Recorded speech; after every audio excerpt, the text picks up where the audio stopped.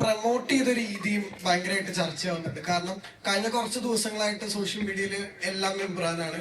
ചെന്നൈ പ്രൊമോഷൻസിനൊക്കെ ഞങ്ങൾ ഇതുവരെ കാണാത്ത ലാലേട്ടന്റെ ഒരുപാട് മൂമെന്റ്സുകൾ ഞങ്ങൾക്ക് കാണാനിടയായി. ശരിക്കും ഈ ഷൂട്ട് ചെയ്യുമ്പോൾ തന്നെ ഇത് എങ്ങനെ മാർക്കറ്റ് ചെയ്യണം എന്നുള്ളതും രാജുവേട്ടന്റെ ഒരു ഐഡിയ ആയിരുന്നു ശരിക്കും. ഇല്ല, അങ്ങനൊന്നുമില്ല. ആക്ച്വലി അത് ലാലേട്ടൻ കുറച്ച് കഴിഞ്ഞ ഒരാഴ്ച ഇച്ചിരി ഫോമിലാണ് ആൾ. അതുകൊണ്ട് അല്ല, നമ്മൾ ആക്ച്വലി ഇപ്പോ ഈ ഞാൻ പറഞ്ഞില്ലേ, ഈ സിനിമ എടുത്തു കഴിഞ്ഞ് ഞങ്ങളെല്ലാം എന്റെ മനസ്സിലൊരു പെർഫെക്റ്റ് ഒരു പ്ലാൻ ഉണ്ടായിരുന്നു. അപ്പൊ ആ പ്ലാൻ ഞങ്ങൾക്ക് കൃത്യം ഒരു ഡേറ്റിന് എന്ത് സംഭവിക്കണം. ഇപ്പൊ ഞങ്ങളുടെ ഒരു ക്യാരക്ടർ ഇൻട്രോ ക്യാമ്പയിൻ ഒക്കെ ഉണ്ടായിരുന്നല്ലോ. ഫെബ്രുവരി 26-നാണ് ക്യാരക്ടർ ഇൻട്രോ ക്യാമ്പയിൻ കഴിഞ്ഞത്. അപ്പൊ അന്ന് ഫെബ്രുവരി 26 കഴിഞ്ഞാൽ 27 എന്ത് സംഭവിക്കണം, 28 എന്ത് റിലീസ് ചെയ്യുന്നു, അങ്ങനെ കൃത്യം ഒരു പ്ലാൻ ഞങ്ങൾക്കുണ്ടായിരുന്നു. ആ പ്ലാനിന് വേണ്ട എല്ലാ ക്രിയേറ്റീവ്സും കാര്യങ്ങളും എല്ലാം റെഡിയാക്കി ഞാൻ അങ്ങനെ സിനിമയെ സമീപിക്കുന്ന, അങ്ങനെ സിനിമ ചെയ്യുന്ന ഒരാളാണ്. ഞങ്ങൾക്കത് ചെയ്യാൻ കഴിഞ്ഞിരുന്നില്ല. പല കാര്യങ്ങൾ കൊണ്ടും ചെയ്യാൻ കഴിയാതെ വന്ന് പിന്നീട് കഴിഞ്ഞ ഒരാഴ്ചയായിട്ടാണ് ഞങ്ങൾക്ക് ഇതെല്ലാം ചെയ്യാൻ പറ്റും. ഇപ്പൊ ഞങ്ങൾ ഒരുപാട് കാര്യങ്ങൾ കംപ്രസ് ചെയ്ത് ചെറിയ സമയത്ത് ചെയ്യേണ്ട ഒരു അവസ്ഥയുണ്ടായിരുന്നു. പക്ഷെ അപ്പോഴും ഭയങ്കരമായ സന്തോഷത്തിലായിരുന്നു ഞങ്ങൾ ആസ് എ ടീം. കാരണം ഒരു ക്രൈസിസ് വളരെ പെട്ടെന്ന് അതിജീവിച്ച് നമ്മൾ സ്വപ്നം കണ്ട പോലെ ഒരു റിലീസ് ഈ സിനിമയ്ക്ക് കൊടുക്കാൻ സാധിക്കും. Thanks to Antony Perumbavoor, thanks to Gokulam Gopalan, thanks to all our distributors across the world. ആ ഹാപ്പിനെസ് ആയിരിക്കും നിങ്ങൾ ഈ പ്രൊമോഷൻസിലേക്ക് കണ്ടത്. അല്ലാതെ പ്രൊമോഷന് പോയിരിക്കുമ്പോ ഏത് ഇന്റർവ്യൂവിന് ഏത് കോമഡി പറയണം എന്ന് പ്ലാൻ ചെയ്തിട്ടല്ല നമ്മൾ പോയത്. അത് പിന്നെ നമ്മളെങ്ങനെ എൻജോയ് ചെയ്ത് വി ജസ്റ്റ് ഹാഡ് ഫൺ. പക്ഷെ ഈ പറയുന്ന പോലെ ഞങ്ങൾ പോയ എല്ലാ സംസ്ഥാനങ്ങളിലും അവിടുത്തെ മീഡിയ അല്ലെങ്കിൽ അവിടുത്തെ മീഡിയ പേഴ്സണൽ വലിയ ആവേശത്തോടെ, വലിയ ഹാപ്പിനെസ്സോടു കൂടി, വലിയ സന്തോഷത്തോടു കൂടിയാണ് ഈ സിനിമയുടെ ടീമിനെ സ്വീകരിച്ചത്. അപ്പൊ മേ ബി നമ്മളൊക്കെ വിചാരിച്ചതിനപ്പുറം ഒരുപക്ഷെ ഇതിന്റെ ഒന്നാം ഭാഗമായ ലൂസിഫറിന് റിലീസിന് ശേഷം ഈ കഴിഞ്ഞ 6 വർഷങ്ങൾക്കിടയിൽ അങ്ങനെ ഒരു അപ്പീൽ ഉണ്ടായിരുന്നിരിക്കാം. I don't know. നമ്മൾ ഏത് സംസ്ഥാനത്തിന് പോയാലും ഈ സിനിമയുടെ സെക്കൻഡ് പാർട്ട്, ഇപ്പൊ ഞങ്ങൾ ഡൽഹിയിൽ പോയി, വി നെവർ എക്സ്പെക്ടഡ് അവിടുത്തെ മീഡിയ ലൂസിഫറിനെ കുറിച്ചൊക്കെ വളരെ ക്ലോസ്ലി അനലൈസ് ചെയ്തിട്ടുള്ള ചോദ്യങ്ങളൊക്കെ ചോദിക്കുന്നുള്ളത്. മേ ബി അതായിരിക്കാം കാരണം. I M forever grateful for it. എപ്പോഴും I'll be humbled by the love towards the film that I've made. ഈ സിനിമയ്ക്ക് പിന്നിലെ എല്ലാ എമ്പുരാന്മാർക്കും കൂടുതൽ തുടങ്ങിയ ആശംസകൾ. ഇവിടെ മലയാള സിനിമ മാത്രമല്ല, ഒരു മലയാള വാക്ക് തന്നെ ഭാഷകളുടെ അതിർവരം വിട്ട് പാനിന്ത്യനായി ഒഴിക്കാൻ ആരാണ് എമ്പുരാനുള്ള പേര് സജസ്റ്റ് ചെയ്ത് അത് മതിയെന്ന തീരുമാനമെടുത്തത്? മുരളി ഗോപി. മറ്റൊരു പേര് ആരുടെയും മനസ്സിലായിരുന്നു എമ്പുരാൻ മതി എന്നുള്ള തീരുമാനം? ഇല്ല, 1-2 പേരുകൾ ഉണ്ടായിരുന്നു. പക്ഷെ എമ്പുരാൻ എന്ന പേര് സെലക്ട് ചെയ്തത് മുരളി ഗോപിയാണ്. ഈ സിനിമയ്ക്ക് എമ്പുരാൻ എന്ന പേരിടുന്നത് ഞങ്ങൾ ആ ഒന്നാം ഭാഗത്തിലെ അവസാനത്തെ സോങ് എഴുതിക്കൊണ്ടിരിക്കുക. അത് എഴുതിയത് മുരളിയാണ്. ആ സോങ് എഴുതി തുടങ്ങുന്നതിന് തൊട്ട് മുമ്പാണ് ഇതാണ് അടുത്ത സിനിമയുടെ പേര് എന്ന് മനസ്സിൽ ഉദിച്ചത്. മുരളിയുടെ പേര്. ട്രെയിലർ കണ്ട സാഹചര്യത്തില് മലയാള പ്രേക്ഷകർക്ക് എല്ലാവർക്കും രോമാഞ്ചം അന്നു പോലെ തുടങ്ങിയ, പിന്നീട് ഓരോ ദിവസവും കഴിയാൻ തോറും എക്സൈറ്റ്മെന്റ് ഇങ്ങനെ വന്നുകൊണ്ടേയിരിക്കുകയായിരുന്നു. അതിങ്ങനെ പല സിറ്റികളിൽ ഇങ്ങനെ തരംഗം നമ്മളെക്കാട്ടി നെഞ്ചിലേറ്റുന്നത് ഒരു ഇന്ത്യൻ പ്രേക്ഷകരാണെന്ന് അറിഞ്ഞപ്പോൾ അത് ഭയങ്കര വലിയ സന്തോഷമുണ്ട്. നമുക്കുണ്ട് ഒരു KGF, നമുക്കുണ്ട് ഒരു ബാഹുബലി എന്നൊരു ഫീലുണ്ട്. അപ്പം അത് കഴിഞ്ഞിട്ട് നമ്മളൊരു 7 വർഷം ബാക്കിലേക്ക് ചിന്തിച്ച് നോക്കി കഴിഞ്ഞാൽ ലൂസിഫർ ഈ മഞ്ജുചേച്ചി നേരത്തെ പറഞ്ഞ ലൂസിഫർ അനൗൺസ് ചെയ്യുന്ന സാഹചര്യത്തില് പൃഥ്വിരാജ് ലാലേട്ടനെ വെച്ച് ഒരു സിനിമ ചെയ്യുന്നു എന്ന് ഒരു ന്യൂസ്. അതൊക്കെ ലൂസിഫർ ഇറങ്ങി, അത് ബ്ലോക്ക് ബസ്റ്റർ ആകും, അറിയാം, പൃഥ്വിക്ക് പരിപാടി അറിയാം എന്നൊരു സാഹചര്യം എല്ലാവർക്കും അറിയുന്നതാണ്. ഇങ്ങനൊന്നും അല്ലല്ലോ അന്ന് ഞാൻ കേട്ടത്. അപ്പം അത് കഴിഞ്ഞ് അത് കഴിഞ്ഞത് ഫ്രാഞ്ചൈസിയാണ്. ഇപ്പൊ നേരത്തെ ലാലേട്ടൻ പറഞ്ഞ പോലെ ഇതൊക്കെ ഒരു ന്യൂക്കമർ ഡയറക്ടർ എന്ത് ധൈര്യത്തിലാണ് ഈ ഒരു ന്യൂക്കമർ ഡയറക്ടർ ഇത്രയും 3 സിനിമകളുമായിട്ട് വലിയൊരു സ്വപ്നമായിട്ട് ഇറങ്ങിയത്, അത് മലയാളം എന്നൊരു ഇൻഡസ്ട്രിയിൽ നിന്ന്. ആ ന്യൂക്കമർ ഡയറക്ടർ 100-ലധികം സിനിമയിൽ അഭിനയിച്ചതിന് ശേഷമാണ് ഒരു സിനിമ.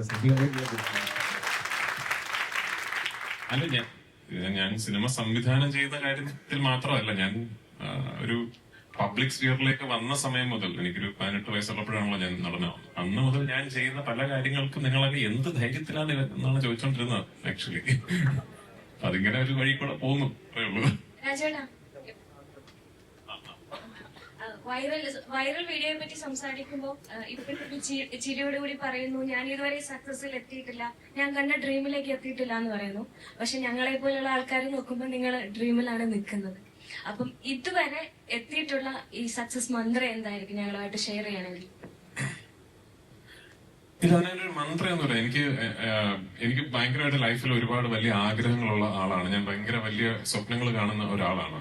അപ്പൊ ഞാൻ ആ ആഗ്രഹങ്ങൾക്കും സ്വപ്നങ്ങൾക്കും വേണ്ടി ഞാൻ ഭയങ്കരമായിട്ട് ജോലി ചെയ്യുന്ന ഒരാളാണ്. അത് പറയുമ്പോഴും ഭാഗ്യം എന്നൊരു വലിയ ഘടകം അവിടെ ഉണ്ട്. അത് ഞാൻ ഒരിക്കലും നിഷേധിക്കില്ല. അങ്ങനെ ജോലി ചെയ്യാൻ ഒരു മനസ്സുണ്ട് എന്നുള്ളത് കൊണ്ട് മാത്രം എല്ലാവർക്കും ഈ ഒരു അവസരവും ഈ ഒരു അവസ്ഥയും ഉണ്ടായിക്കൊള്ളണം എന്നില്ല. അങ്ങനെ ഒരു ആഗ്രഹത്തിന്റെ പുറത്ത് ഞാൻ എന്റെ ഡ്രീംസിനെ പെർസ്യൂ ചെയ്യുമ്പോൾ ശ്രീ ആന്റണി പെരുമ്പാവൂരിനെ പോലെയും ശ്രീ മോഹൻലാലിനെ പോലെയും ഒക്കെ ഇത്രയും ക്ലൗട്ടും ഇൻഫ്ലുവൻസും ഉള്ള ആൾക്കാർ എന്റെ സ്വപ്നങ്ങളിൽ എന്നെ വിശ്വസിച്ചു എന്ന് പറയുന്നിടത്താണ് എന്റെ വിജയം സംഭവിക്കുന്നത്. ആ ഭാഗ്യം വലിയ സ്വപ്നങ്ങൾ കാണുന്ന എല്ലാവർക്കും ഉണ്ടാകട്ടെ എന്ന് മാത്രമേ ഞാൻ ആശംസിക്കുന്നുള്ളൂ. അതാണ് ഞാൻ നേരത്തെ പറഞ്ഞ എല്ലാവർക്കും ഒരു ആന്റണി പെരുമ്പാവൂറും ഒരു മോഹൻലാലും ഒക്കെ ഉണ്ടാകട്ടെ എന്ന് ഞാൻ പറയുന്നത്. കാരണം you need people around you to believe in your dreams. And most importantly ഞാൻ എപ്പോഴും പറയാൻ മറന്നു പോകുന്നൊരു കാര്യമുണ്ട്. എന്റെ വീട്ടില് ഭാര്യയും മോളും ഉണ്ട്. മറ്റാരേക്കാളും എന്റെ സ്വപ്നങ്ങളിലും എന്നിലും ബിലീവ് ചെയ്യുന്നത് എന്റെ വൈഫും എന്റെ മോളുമാണ്. എന്റെ അമ്മ എന്നെ വളർത്തിയത് ബിലീവ് ഇൻ യുവർ ഡ്രീംസ് എന്ന് പറഞ്ഞാണ്. എന്റെ അച്ഛൻ എനിക്ക് പഠിപ്പിച്ചു തന്നത് സ്വപ്നങ്ങൾക്ക് അതിരില്ല എന്നുള്ളതാണ്. അപ്പൊ അത് may be I M blessed with great childhood. I M blessed with a very happy home. എന്നെ മനസ്സിലാക്കുന്ന ഒരു ഭാര്യയും ഒരു അച്ഛന്റെ സ്വപ്നങ്ങളിൽ കൂടെ നിൽക്കണമെന്ന് വിശ്വസിക്കുന്ന ഒരു മോളും ആ സ്വപ്നങ്ങളിൽ പങ്കുചേരണമെന്ന് വിശ്വസിക്കുന്ന സുഹൃത്തുക്കളും കളീഗ്സും ഒക്കെ ഉള്ള ഒരു മഹാഭാഗ്യവാനാണ് ഞാൻ. ആ ഭാഗ്യം എല്ലാവർക്കും ഉണ്ടാകട്ടെ എന്ന് ആശംസിക്കുന്നു. ഒരു സംശയം, അതായത് ഈ ലൂസിഫർ റിലീസായ സമയത്ത് അതേപോലെ തന്നെ ഹിറ്റായ ഒരു പദം വരുന്നു, ഇലുമിനാറ്റി എന്ന് പറയുന്നത്. പദം. അപ്പോ ഈ ഇലുമിനാറ്റി അതിനൊക്കെ മുമ്പേ വളരെ ഹിറ്റാണ് ആക്ച്വലി. പക്ഷെ ലൂസിഫറിലാണ് ഇത്തിരിയുടെ ഹിറ്റ് ആവുന്നത്. പക്ഷെ പ്രത്യക്ഷമായിട്ട് അതിലൊന്നും പറയുന്നുമില്ല. പരോക്ഷമായിട്ട് പലതും കാണിക്കുന്നുണ്ട്, റോസ്റ്റൽ ഫാമിലിയും ഒപ്പം തന്നെ ആ നമ്പറും എല്ലാം. ഈ എംപുരാനിലെ അങ്ങനെ ഉണ്ടാവുമോ? പ്രത്യക്ഷമായിട്ട് പറഞ്ഞാൽ പിന്നെ അത് എങ്ങനെ ഇലുമിനാറ്റി ആകും? നിങ്ങൾ ഇലുമിനാറ്റിക്കാരെ കുറിച്ച് കുറച്ചുകൂടെ മനസ്സിലാക്കി സംസാരിക്കും. രാജേട്ടാ, ആദ്യമായിട്ടായിരിക്കും ഒരു മലയാള സിനിമ ഐമാക്സ് ഫോർമാറ്റിൽ നമുക്ക് കാണാൻ പറ്റുന്നത്. സോ ഇത് നേരത്തെ പ്ലാനിലുണ്ടായിരുന്നോ? എന്തായിരുന്നു അതിനുള്ളത്? ആക്ച്വലി നല്ല ചോദ്യം. Thank you for the question. ഇല്ല, നേരത്തെ പ്ലാൻ ഇല്ലായിരുന്നു. ഞാനത് ഷൂട്ട് ചെയ്തിരിക്കുന്ന അനമോഫിക് ഫോർമാറ്റിലാണ്. Anamorphic is not your ideal format of capture for IMAX mastering. ഐമാക്സിലായിരുന്നുവെങ്കിൽ I should have shot it either with full form. Class എടുക്കുന്നതായിരുന്നു. ഓക്കെ, നിങ്ങൾ റിപ്പോർട്ട് ചെയ്യുമ്പോൾ വായിക്കുന്നവർക്ക് സിനിമ താല്പര്യമുള്ളവർക്ക് മനസ്സിലാവും. പക്ഷേ either shot with full format lenses അല്ലെങ്കിൽ ഇപ്പൊ അലക്സയുടെ 65 എന്ന് പറയുന്ന ഒരു പുതിയ ഐമാക്സ് ഓപ്റ്റിമൈസ്ഡ് ക്യാപ്ചറിംഗ് മെക്കാനിസം ഉണ്ട്. അതിലായിരുന്നു ഞാൻ ഷൂട്ട് ചെയ്യേണ്ടിയിരുന്നത്. ഞാൻ അതല്ല ഷൂട്ട് ചെയ്തത്, ഞാൻ അനമോഫിക്സിലാണ് ഷൂട്ട് ചെയ്തത്. നമ്മുടെ ടീസർ റിലീസായ ദിവസം ജനുവരി 26-നാണ് ടീസർ റിലീസായത്. ജനുവരി 27-നോ മറ്റോ US ക്രിസ്റ്റഫർ ടിൽമൻ എന്ന് പറയുന്ന ഐമാക്സിന്റെ ഹെഡ് എന്റെ നമ്പർ കണ്ടുപിടിച്ച് എന്നെ ഇങ്ങോട്ട് വിളിക്കുകയായിരുന്നു. അദ്ദേഹമാണ്. അതെ, താങ്ക്സ് ടു. അതുകൊണ്ട് ഞാൻ പറഞ്ഞ ഒരു താങ്ക്സ് പറയേണ്ടതായിട്ടുണ്ട്. അപ്പോ ക്രിസ്റ്റഫർ ടിൽമൻ, ക്രിസ് ആണ് എന്നെ ഇങ്ങോട്ട് വിളിച്ച് we just saw your film's footage and we truly believe that this needs to be showcased on IMAX across the world എന്ന് ഇങ്ങോട്ട് പറയുകയും ക്രിസിന്റെ താല്പര്യപ്രകാരമാണ് ഈ സിനിമ നമ്മൾ ഐമാക്സിലേക്ക് മാസ്റ്റർ ചെയ്ത് ഐമാക്സിൽ കാണിക്കുന്നത്. ഹാവിംഗ് സെഡ് ദാറ്റ്, ഞാൻ ഐമാക്സ് മാസ്റ്ററിന്റെ കുറെ ഫുട്ടേജ് കണ്ടു. The visual quality is mind blowing. അവർ ബ്യൂട്ടിഫുള്ളി മാസ്റ്റർ ചെയ്തിട്ടുണ്ട് cinema. Is it optimised for IMAX screens and IMAX projection? I should be honest, അല്ല. ഇനിയിപ്പോ ക്രിസ്തുമായിട്ടൊരു ബന്ധമൊക്കെ ആയ സ്ഥിതിക്ക് എന്റെ വട്ടിന് ചിലപ്പോ ഇനി അടുത്ത പടമൊക്കെ നമ്മൾ നോക്കാം. ഇവിടെയാണ് ചോദ്യം. ഇപ്പൊ ഇന്ത്യയിലൊട്ടാകെ നടന്ന പ്രൊമോഷൻ കഴിഞ്ഞപ്പോ കേരളത്തിലെത്തി